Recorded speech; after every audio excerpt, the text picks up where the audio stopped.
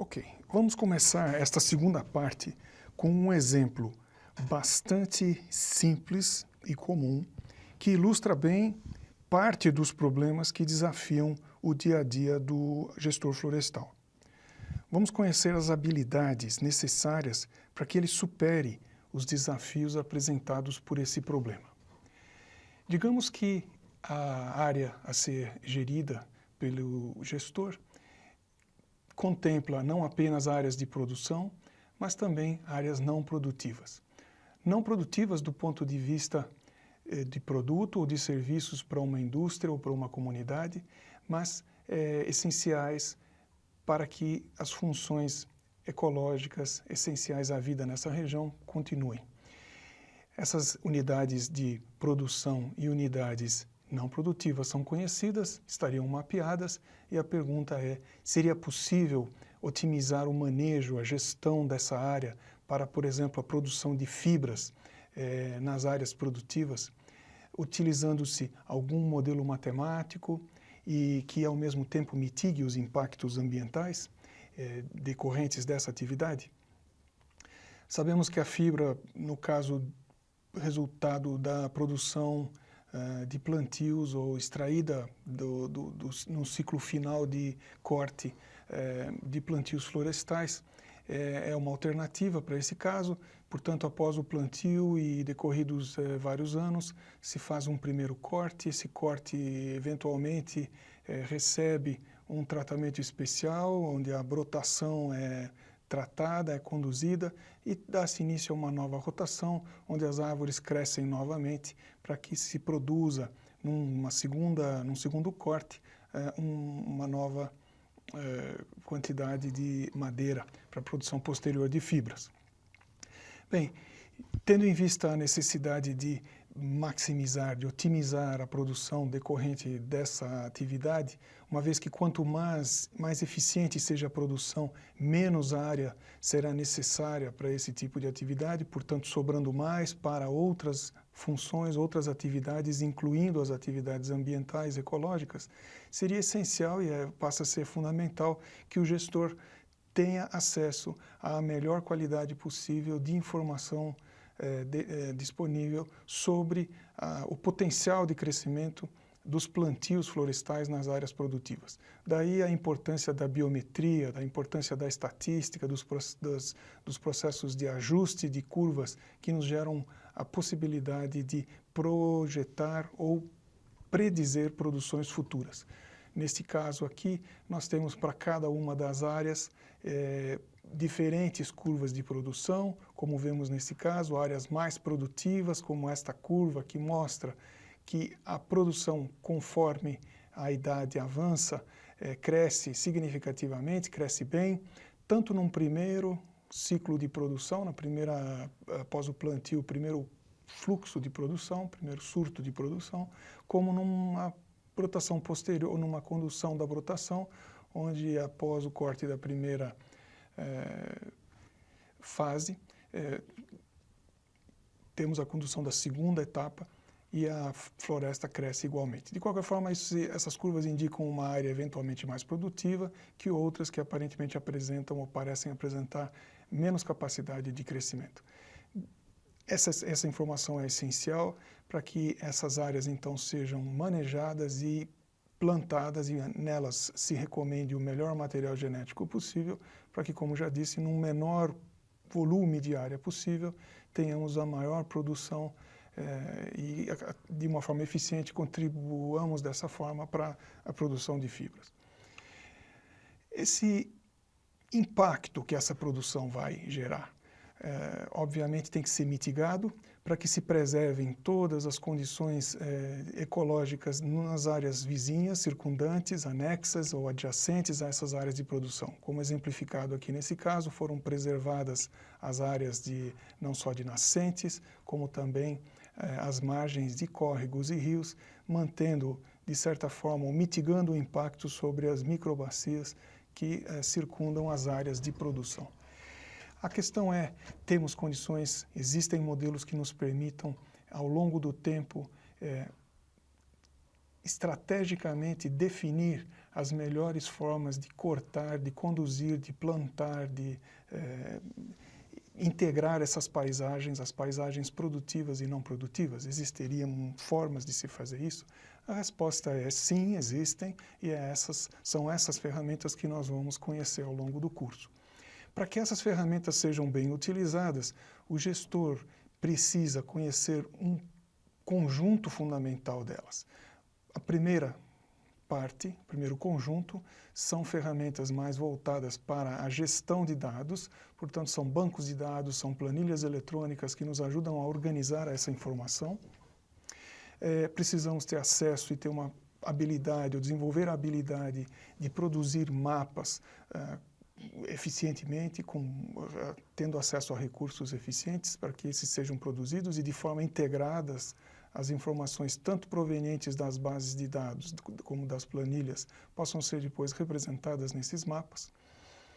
Interpretar, produzir, ajustar modelos que estatisticamente possam nos gerar projeções futuras da produção ou dos serviços que estão decorrentes do nosso manejo, são resultados do nosso manejo. A avaliar cada uma dessas projeções e o conjunto de atividades, incluindo custos e receitas futuras, e com esse processo de avaliação atribuir, então, a cada uma das estratégias um valor, para que, então, depois, através de técnicas matemáticas, nós possamos otimizar e escolher dentre as várias alternativas aquela que melhor atinge nossos objetivos, mitigando e respeitando as demais restrições de manejo na área. Ao conjunto dessas ferramentas, nós costumamos chamar de sistemas de suporte à decisão, ou DSS ou SSS. DSS vem do equivalente nome em inglês Decision Support Systems, mas ao conjunto de ferramentas, ou esse conjunto de habilidades normalmente integradas, dá-se o nome de sistema de suporte à decisão. O gestor precisa conhecer profundamente cada conjunto de ferramentas, ou cada uma delas. Às vezes somos mais hábeis e conhecedores, melhores utilizadores de um grupo ou subgrupo dessas ferramentas, mas o ideal é que a gente domine bem cada uma delas. Para que num conjunto para que na caixa de ferramentas que nós utilizamos, possamos dela tirar o máximo resultado, o máximo produto. O uso dessas ferramentas no Brasil, ele vem de forma acelerada, se aprofundando, sendo cada ano que passa a gente vê mais aplicações, mais profissionais envolvidos no uso e desenvolvimento dessas ferramentas. Já existe um conjunto significativo de usuários no Brasil de sistemas comerciais, tanto no setor público como no setor privado. Há pouco tempo participamos de um levantamento patrocinado por um projeto internacional. Nós mapeamos todos os sistemas florestais de suporte à decisão em mais de 39, 40 países, se não me engano, e apresentamos alguns dos resultados numa reunião em 2011. Esses resultados podem ser observados, analisados em uma página que aparece aqui na nossa apresentação. Fomos os responsáveis pela apresentação dos resultados no Brasil e, para isso, fizemos um levantamento junto a um conjunto de usuários representando diferentes tipos de problemas, categorizados aqui em 4 tipos, desde gestores de atividades públicas ou gestores florestais voltados para a gestão de florestas públicas, como gestores envolvidos em atividades de diferentes escalas, totalizando mais de 22 questionários e pessoas. Uma área significativa da área total plantada ou da área manejada. Das respostas obtidas junto a essas pessoas, nós percebemos que no Brasil o uso de sistemas de apoio à decisão, apesar de crescente, ainda está confinado quase que exclusivamente à área privada, à indústria de celulose em especial, menos repercussão, mas também sendo utilizada pela indústria de chapas e outros produtos que não os de celulose. Existem poucos sistemas que lançam mão de estratégias mais complexas de solução. Por enquanto ainda são sistemas relativamente triviais de integração da lista de ferramentas que eu há pouco mostrava. E de fato são vários os casos em que ainda se encontram dificuldades ou ainda a incorporação plena de todas as ferramentas não ocorre. Outro resultado desse levantamento é que há ainda muito espaço para se desenvolver e aprimorar a capacidade de gestão na nossa área usando essas ferramentas. São poucos os times de especialistas que usam técnicas mais avançadas e que se sentem suficientemente motivados para atuar nesse processo de desenvolvimento. O planejamento em quase todas as instâncias, quer seja pública ou privada, acontece sempre de forma colaborativa. Mais de uma, duas pessoas são responsáveis pela gestão de grandes, de extensas áreas, e vários tomadores de decisão impõem uma série de objetivos e restrições. Entretanto, existe uma troca de informações e uma divisão de responsabilidades bastante frequente, isso faz com que a agilidade dessas equipes também seja bastante grande, mas não acompanhada de um avanço na qualidade dos sistemas utilizados por essas equipes. O processo completo de planejamento e no caso das áreas públicas, os processos de concessões de manejo de florestas públicas, ele poderia também ser bastante beneficiado pela adoção desses sistemas mais elaborados se existisse uma integração, principalmente com as questões de tecnologia da informação. A informação disponível e a organização dessa informação ainda não é ideal. O marco regulatório para a gestão de florestas públicas no Brasil é bastante recente e provavelmente mais iniciativas voltadas especificamente para essa área existirão. Então, esse é num rápido panorama, a situação da utilização de sistemas de suporte à decisão no Brasil. O acesso a uma boa base de bibliografia é sempre essencial para o bom gestor. Aqui nessa ilustração nós vemos aqui a capa de pelo menos 3 livros bastante conhecidos pelos profissionais da área.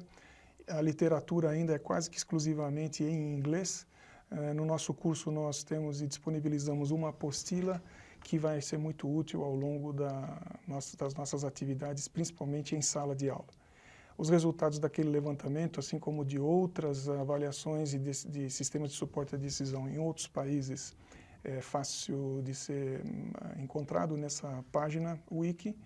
E recentemente estamos agora lançando um livro que integra uma série de técnicas voltadas exclusivamente para a gestão de florestas industriais, e esse livro encontra-se sendo distribuído, acabou de ser lançado, está sendo distribuído pela Springer, e conta com mais 3 autores: nosso colega da Universidade Técnica de Lisboa, José Guilherme Borges, da Universidade Técnica de Madrid, Luiz Dias Balteiro, e o Mark McDill, que é um professor da Penn State, nos Estados Unidos.